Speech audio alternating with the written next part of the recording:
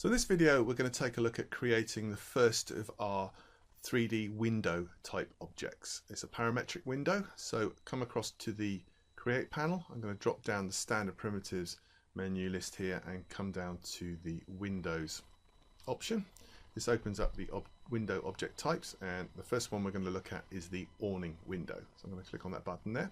In my viewport I'm going to click and drag out the base and width of my window.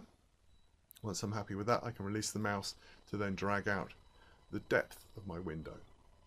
Once I click to set that, I can then drag out the height, and then I can left click to set the height of my window. Now if I come across to the modify panel, we can take a look at some of the parameters. So I can adjust the height, the width and the depth. I can also adjust the width, the horizontal width of my frame. So this is just the top and bottom. I can adjust the vertical width and also adjust the thickness values of my frame as well.